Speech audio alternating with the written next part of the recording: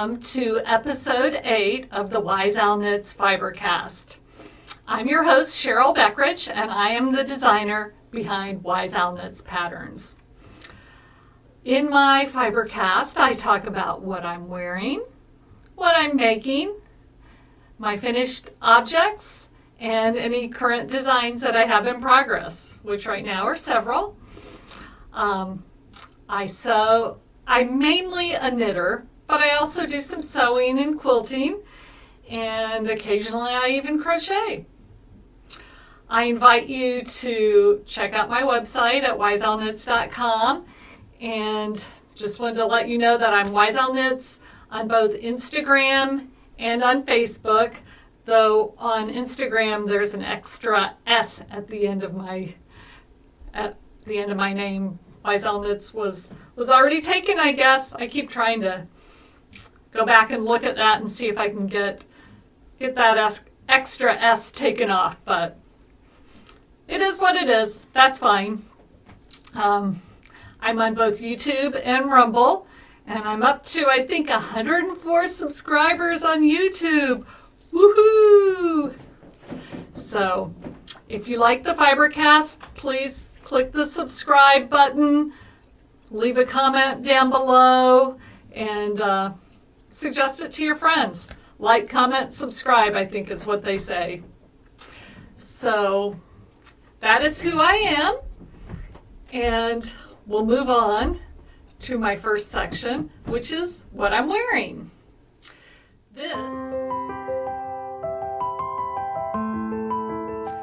This is the Shamrock Cardigan.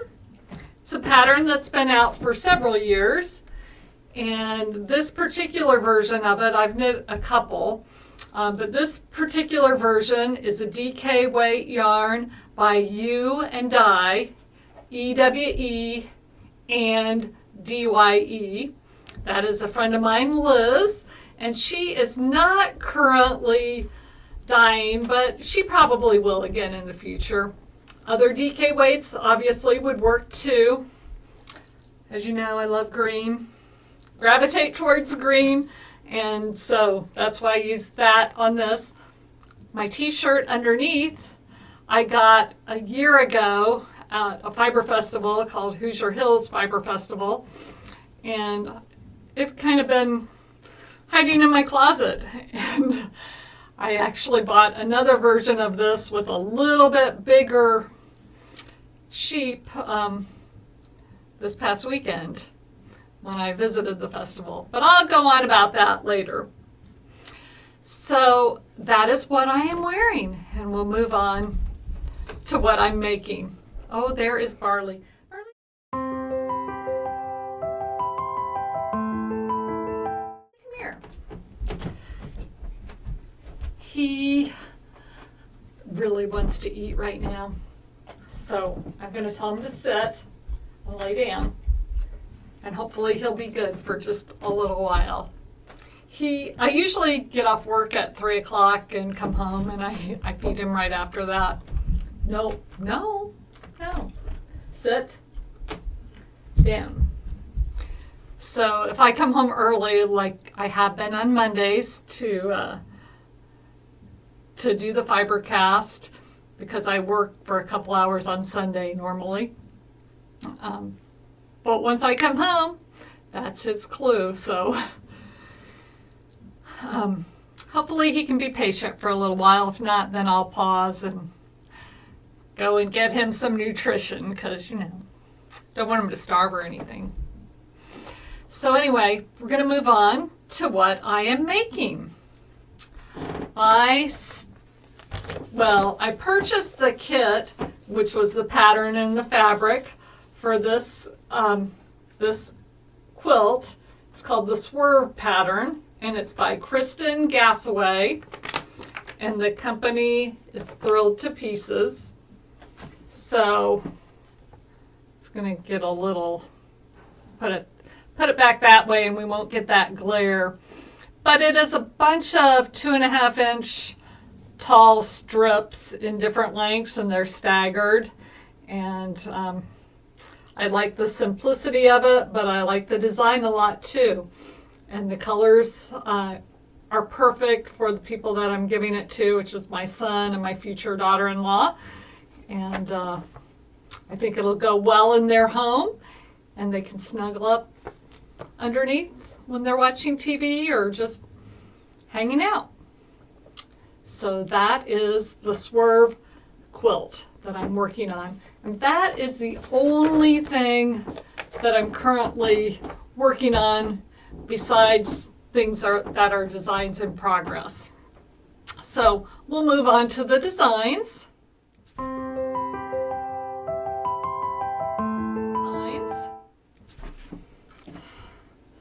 Got the Sharky pattern. Just in time for Shark Week. The shark is knit from this end to this end, so from the tail to the mouth. It's knit in DK weight yarn. Got these cute gills on it, which are garter stitch. Dorsal fin, pectoral fin, and the caudal fin, which it's supposed to come down this way a little bit more, and it tends to curl up. So I tried 3 or 4 different versions of it to get it to go the other way, and I might have to just put a little piece of wire in there or something, because it always looks right until you stuff it and get it on there, and then it's not quite as good. The teeth are made with a Pico cast on using crochet cotton, and the eyes are just buttons. So this pattern will be out and for sale next Sunday, June 11th. So watch for Sharky, and then you can knit this during Shark Week at the Shark Week Challenge from Politically Incorrect Knitters. You'll get some extra points because you're knitting during Shark Week. You can watch a shark show and knit a shark-related item and hopefully win some prizes. So this is Sharky. Again, this will be out on June 11th. Next,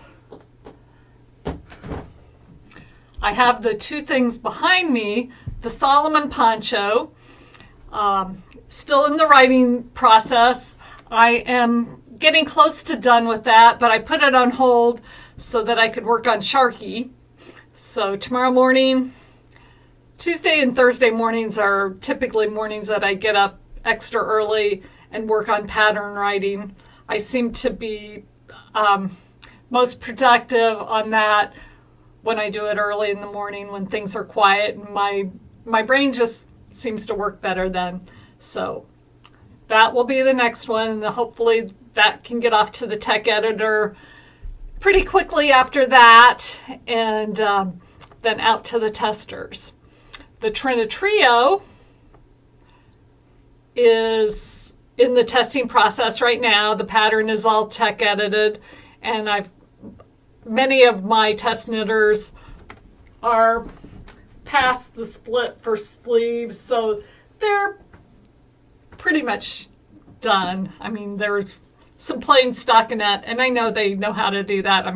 That's just without increase or decrease. So essentially, if you can make it through the color work at the top, then things are good. And got most of the different sizes are in testing. I think there might be 1 or 2 that are not, but I'm pretty confident that pattern is in good shape. So that will be coming out on June 15th, but I will have a pre-release sale on that with a 15% discount. So you can go to my website now and get that, and then I will email it to you on June the 15th when it is released. So that is the Trinitrio. Again, a 15% discount if you want to purchase it now before it's actually released, and then I will send that over to you and you can get started knitting. the page on my website that tells about it gives all the yarn requirements and everything, so you can go ahead and start shopping once you do the pre-order, or even before, because you'll be able to see that on the website. The next thing that I'm working on is my wildflower pullover, and this is yarn from Knitty McPurley. It's her Frankfurt fingering, and I used mostly the color work is mini skeins. The pink is Fontaine, the gold is Trinket, the blue is Barrel, and the lavender or purplish is Thistle. The green is, have just used one, not even one full skein yet, of Meadow, again in Frankfurt fingering. There's a little bit of color work as we go down on the body, just 2 rows together where you do just 1 stitch every 6 stitches in the color. So just a subtle bit of color in the body of the sweater. And then we'll have, I'm not sure if it's going to be ribbing or I-cord at the bottom. And this will come down to hip bone. And then we'll have ribbing on the sleeves, and they're essentially just going to be cap sleeves. There may be a couple of rows of knitting before the ribbing starts, but a couple of rows of stockinette before the ribbing starts. But the sweater is coming right along, and I've got all the charts done for it. So this will be a short pattern writing process, and that can then go out to testing, or to the tech editor, and then to testing. So the wildflower pullover, wildflower tee perhaps. The exact name is not totally set in stone yet, but that's what I'm calling it. So that is my designs. Those are my designs in progress right now. Put that up there for you. Okay, on to finished items. I've got one. I have been talking about doing some raw edge applique, and I have this little owl, cute little owl, that I appliqued to this t-shirt yesterday. It looks a bit better from a distance than it does up super close. It is by no means perfect, but it's okay. And I know I will get better at it. Part of my issue with this was, you can't sew the t-shirt together, so you had to get inside the t-shirt, and that was, it's not hard, but there's a little more of a challenge to it than if you're just working on a flat piece of fabric. So that is my owl tee, and look for this design on some project bags in the future. I gotta get moving on those, but always seems like there's something else to do. So, owl project bags coming soon. If I say it enough, it will happen. Okay. So that is the only finished object that I have. I've got some other knitting projects that are kind of hibernating. Got some socks. I have a brioche hat, and then I also have my little quilt blocks, knitted quilt blocks that I'm working on for my friend Cindy's daughter-in-law, Alex. So those are all still going and making just a slight bit of progress on those, but not a whole heck of a lot. So they're basically in timeout right now, and I'll definitely get on the quilt blocks again this week because I'd like to get that project done and to her and out of my yarn room.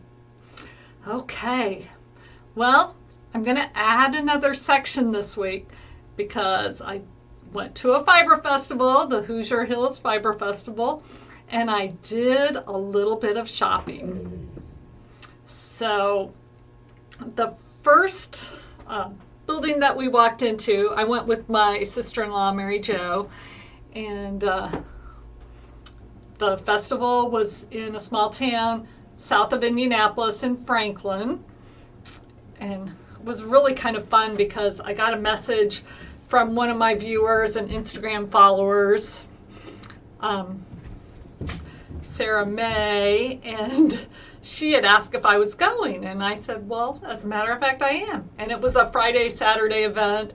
I couldn't go on Saturday, which is what I've done in the past, but I could go on Friday. I had to take a day off of work to do that, but well worth it. I ran into Sarah down there, and it was nice meeting her and her friends. So that was fun. Barley, no. Lay down. Lay down. Okay, he's laying down in the hallway now. So I ran into them. As Mary Jo and I were driving down to Franklin, we kind of chatted about the different things that we wanted to buy. And I said, I just love to go and see everybody and look at everything, but I don't really need anything. Famous last words. And I did pretty good. But as we were chatting, she's a big spinner, so she wanted to get some combs and some other things for spinning and processing wool. And she had a vendor that she wanted to go to for that. I knew a couple of the vendors, so I wanted to make sure I stopped in and said hi to the people that I know. And I met another Instagram friend, Amanda, who works at the Clay Pearl, which is down in Nashville, Indiana. So I got to meet her in person, which was fun. And she's got a new pattern that I shared on my Instagram story. Her name on Instagram is Spin Chick, so go and check her out. She's a very nice gal, and she makes some nice designs. And if you're ever in Nashville, Indiana, which is a cute little town in Brown County, she works at the yarn shop there called the Clay Pearl. So anyway, I got to meet her, got to look around. The very first shop that we saw when we arrived was Prairie Bag Works, and I'm friends with Sue that owns that company. She makes beautiful bags. Let me grab this.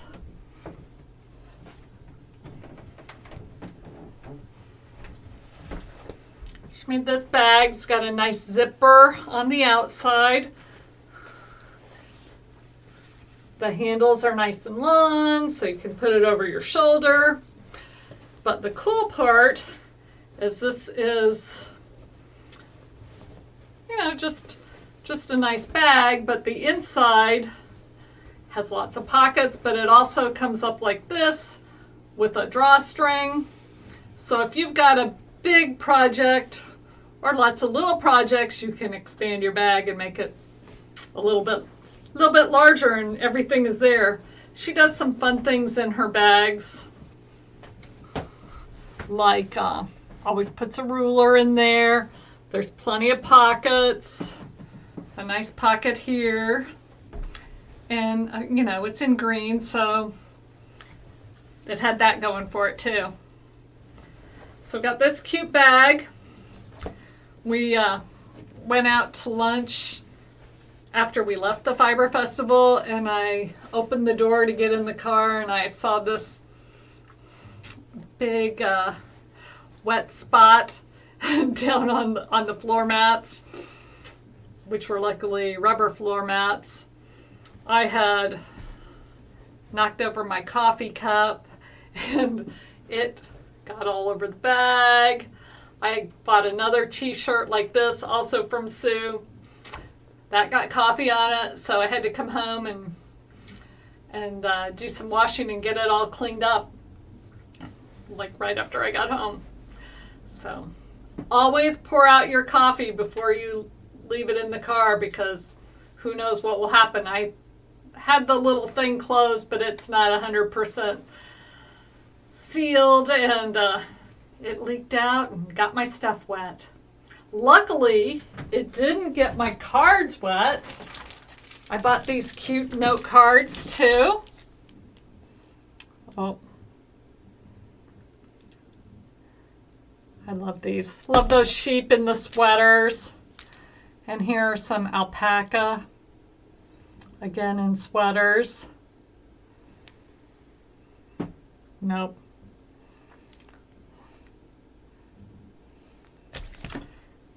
And then this last one with a little lamb on it. Mom and Dad and baby all together. So those are always fun. Great to stick in with things that you send friends, send your yarny friends. So got that.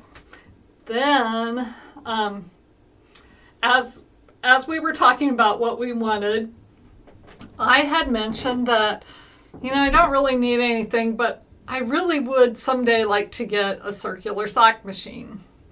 And I've looked online. I almost got one from a friend that lived in Michigan a couple of years ago, and then she decided that she wanted to hang on to it, so I didn't get that one. I just look for them on eBay, or there's a couple of websites where they are. I've printed out all kinds of things on different brands, and I just always thought they were pretty cool and wanted to get one. So we're walking around and we walked by one of the vendors, and she was there cranking out some socks on her circular sock machine, and I showed Mary Jo and I said, that is exactly what I want. But I'm just going to keep looking. Someday one will fall into my lap, and that'll be great. And even if not all the parts are there, my husband's really handy and good with mechanical things, and I'm sure he would be able to help me get it up and running. We'd probably have to do some searching for parts, but I felt like we could probably handle that if that's what it came down to. But anyway, this vendor was there working on it, on her machine, and I was like, that is just what I'm looking for. And she said, well, it's for sale. And she gave me the price, and I was pretty familiar with the prices because I've looked at them for a long time, and the price was good, fair, but better than a lot that I'd seen. So I sent my husband a text and said, hey, this is what it cost.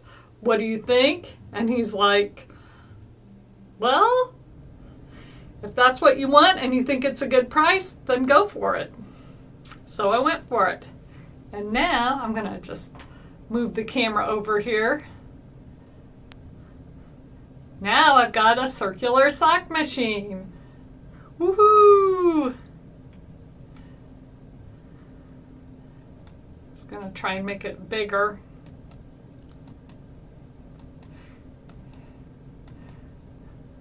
There it is. Now there's nothing on it right now. I have gotten it started several times, and I've gotten a few inches of waste yarn knit, and then I have a tangle. And I think the yarn that I was using was it was caked up, but the ball was moving around a lot as I cranked, and I think the tension got off. So I'm going to try, I ordered some cone yarn because that's really what they suggest using.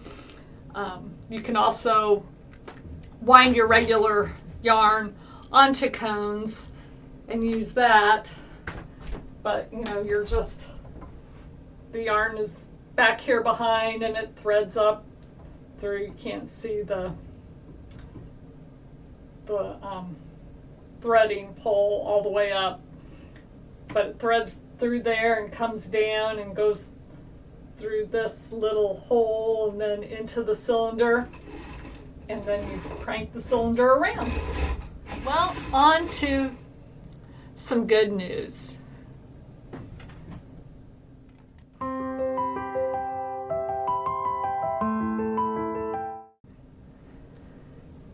My good news this week has to do with promoting our craft to other people, especially young people, and to just spreading the news and showing up what we've done. There's a little bit of competition involved. I, once again, have entered some items in our Indiana State Fair. I've done it quite a few times now.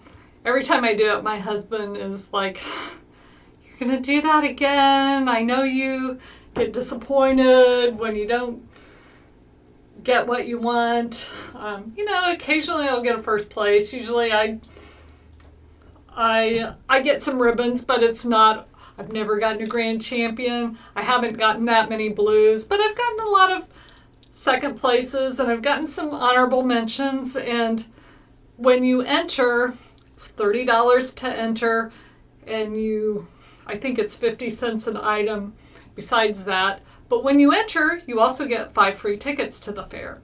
And the fairgrounds is super close to where I live. It's maybe 6 or 7 miles away. So if you have tickets already and you don't have to pay at that time for them, you don't feel like you have to go and spend all day at the fair, you can go a couple times and just wander around and look at things. And I just like the fair. It's a fun time of year, and I like to enter because I think it just promotes our craft to other people. So I encourage all of you, if that's an option. Maybe not all the states do their fair the same way as Indiana does, but in Indiana there are the youth competitions, which is basically 4-H, and all the different categories that 4-H has. And then there is, we call it here the Indiana Arts Building, and that's where adults enter their sewing, dresses, wedding dresses, coats. There's a spinning competition, so you can enter your yarn that you've spun. There's knitting and crocheting, great big area on quilts, photography, Legos. You can enter your Lego builds in the fair. There are just endless categories, and in fact, the cooking is in the same building as the knitting and the crochet in the Indiana Arts Building. One of my son's friends, when he was in high school, I think he might have been a freshman, he had been entering pies and cookies for a few years, and he always did really, really well. And he was a kid, but he was entering the adult competition.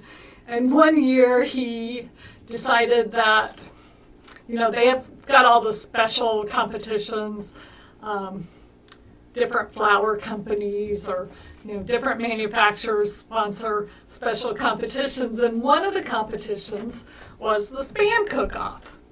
So this little guy, he wasn't really a little guy, but a freshman or maybe a sophomore in high school, entered the Spam Cook-Off, and he made this dish with Spam that had the Spam and potatoes and cheese, kind of a breakfast scramble or hash type of a thing.